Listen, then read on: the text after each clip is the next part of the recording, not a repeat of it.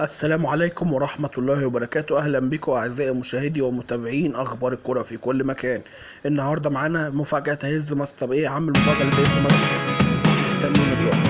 أهلا بكم. قبل ما نبدأ فيديونا نتمنى بس إن أنت تصلي على رسول سيدنا محمد وعليه أفضل الصلاة والسلام سيدنا محمد وعلى آله وصحبه أجمعين، ونبدأ الفيديو مع بعض. خاتم الأنبياء والمرسلين على النبي تنحل بيه العقد. جماهير الأهلي العظيمة عاوزك كلكم تنزلوا في التعليقات تكتبوا عاش الأهلي العظيم وعاش جمهوره وعاش الكابتن محمود الخطيب في التعليقات، وتعملوا لايك للفيديو عشان الفيديو يوصل لكل أهلاوي. النهاردة معانا أول أخبارنا من النادي الأهلي، مجموعة سعيدة جدا من الأخبار المبشرة. بداية إن التدريبات اللي هتنطلق خلال ساعات، بدايات التدريبات بعد وصول السويسري مارسيل كولر إلى الأراضي المصرية. عاوزكم النهاردة توصلوا الحلقة دي بأكبر عدد من التعليقات وأكبر عدد من اللايكات، وعاوز الفيديو ده يوصل لكل جماهير الأهلي وكل قلوب جماهير الأهلي في كل مكان. النهاردة حلقتنا فيها كلام سعيد جدا، هنبتديها ببشرة سعيدة كده لصفقة النادي الأهلي الجديدة تم التعاقد معاها، ومش لجماهير الأهلي بس، لأ دي لجماهير الوطن العربي كله. بننتظر نشوف الصفقة خلاص على أرض الملعب النهاردة، ورسميا يا أهلاوية أنهى اللاعب إمام عاشور برنامجه التأهيلي بعد تعافيه تماما من الإصابة اللي كانت جاتله في نادي ميتلاند الدنماركي بتمزق في العضلة الخلفية. دي تفاصيل إصابة. وإمام عاشور خلاص هيبدأ تدريباته مع الأهلي غدا، هيكون أول ظهور ليه مع الفريق الأحمر منذ انضمامه للفريق. وإمام عاشور طبعا كل جماهير الأهلي نفسها وتنتظر إنها تشوفه بتيشيرت النادي الأهلي في وسط تدريبات النادي الأهلي غدا إن شاء الله. وأنا بقول بالنسبة لي إن مشاركة إمام عاشور على أرض الملعب في التدريبات مع النادي الأهلي هتبقى رقم واحد، لأن الصفقة دي فعلا ليست قليلة. صفقة زي ما أنا قلت لك قبل كده من زمان، من أول ما تم التعاقد معاها، هتكون الموسم اللي جاي دي نمبر 1 في خط الوسط، وأنا عارف الحمد لله أنا بقول إيه كويس. في تاني الأخبار السعيدة معانا النهاردة، مسؤول النادي الأهلي بدأوا في تعديل وتمديد عقد أكرم توفيق أسد الباك اليمين، مع اقتراب خلاص عودة اللاعب في الانتظام في الفريق للتدريبات الجماعية بعد البرنامج التأهيلي اللي كان بيقوده في الفترة اللي فاتت.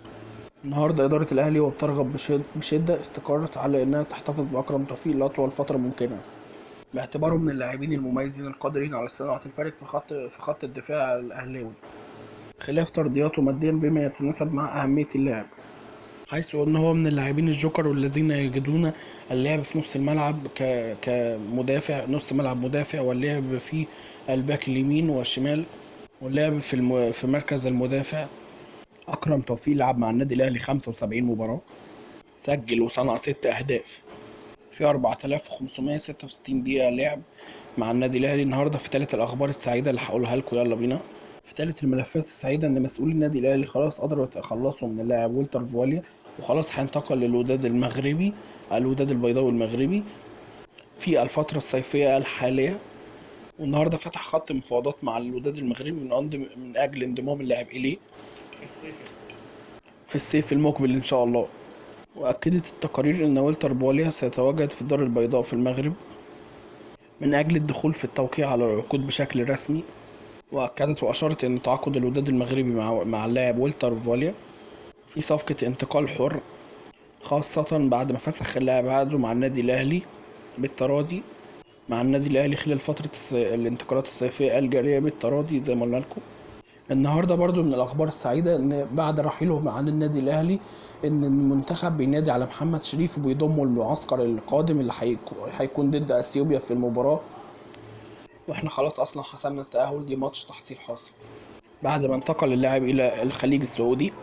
ومحمد شريف قال عن استدعائه للمنتخب: أنا سعيد باستدعاء المنتخب ليا، بالرغم إنه ما كانش بيشارك في قائمة الفريق الأساسية في الفترة اللي فاتت، وده طبعا بقرار من روي فيتوريا مدرب منتخب مصر الحالي. وقال ان هو سعيد ان هو يسعى يخدم وطنه اللي هو الكابتن محمد شريف. النهارده في مفاجأة سعيدة، اعتبر دي الخامسة معانا النهارده في حلقة النهارده. استقر مسؤولي النادي الاهلي على تعديل عقد حارسه مصطفى احمد شوبير بعد الظهور المتميز اللي ظهر بيه في النهائي افريقيا، وكلنا اندهشنا وكنا مبسوطين طبعا. النهارده استقرت إدارة النادي الأهلي على رفع قيمة عقد مصطفى أحمد شوبير وترتيب التعاقد معاه لموسم إضافي في ظل رحيل زميله علي لطفي إلى نادي زد. بقى تعالوا بقى نخش على أخبار سعيدة برضو من داخل النادي الأهلي. ما هي الحلقة دي الأهلاوية يا جدعان، وصلوها بقى ل100,000 لايك عشان توصل لكل الأهلاوية في كل مكان في الوطن العربي. وقرارات جميلة جدا عجباني من الكابتن محمود الخطيب. النهاردة الكابتن محمود الخطيب بيكرم كابتن سيد عبد الحفيظ ودكتور أحمد أبو عبلة طبيب الفريق السابق رسميا، وبيضموا الاحتفال في الموسم الذهبي. والإدارة في بيانها إنها وجهت الدعوة للكابتن سيد عبد الحفيظ والكابتن الدكتور أحمد أبو عبلة عفوا، لأن دول من أبناء النادي الأهلي اللي قدموا حاجات كتيرة للنادي الأهلي، ولا يجب على النادي الأهلي إن هو ينساهم أبدا.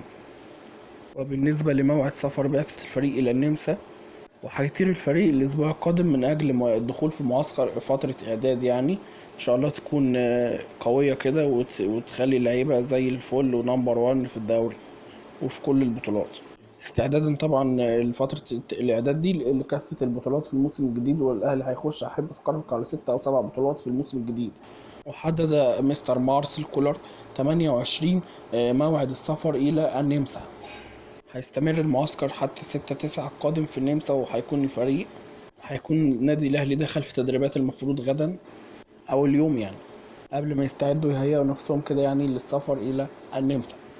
يا ريت قبل ما اخش على المفاجأة التانية دي يا ريت لايك وشير وصلي على الحبيب قلبك يطير. النهاردة الحاج محمد مسلحي أعلن كلمة واحدة مفاجأة في حول محمود عبد المنعم كهربا الذي كان قريبا من النادي السكندري في الموسم اللي فات يعني. وقال في تصريحات تلفزيونية إن مروان عطية انضم للأهلي مؤخرا مقابل 29 مليون جنيه، مقابل مالي جيد في وقت مناسب جدا.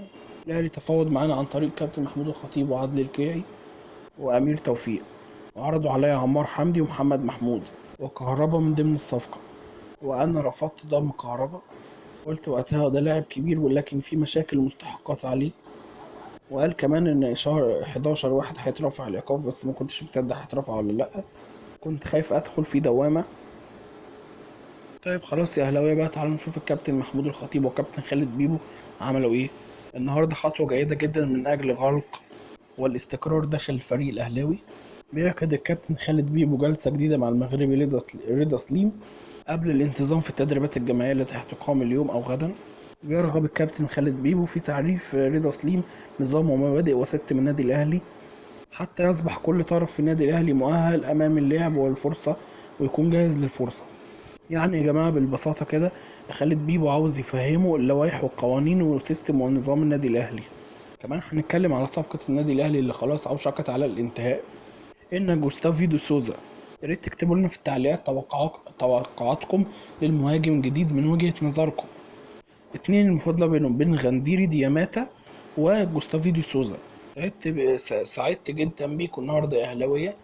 عاوزكم تكتبوا في التعليقات عاش الأهلي وجمهوره العظيم، ووصل الحلقة لكل الناس النهارده، ولايك للفيديو وتكتب في التعليقات عاش الكابتن محمود الخطيب وعاش النادي الأهلي ورموزه. وكده نكون خلصنا الفيديو، والله لولا ستر الله ما كانش حد فيكم اتفرج عليا من كثرة المعاصي والذنوب. اللهم لا تتركني الضلال والهمني راحة الضمير حتى استطيع الأنانية. وصلي ومبارك على سيدنا محمد خاتم الأنبياء وأشرف المرسلين. سلام عليكم، أشوفكم على خير الفيديو الجاي.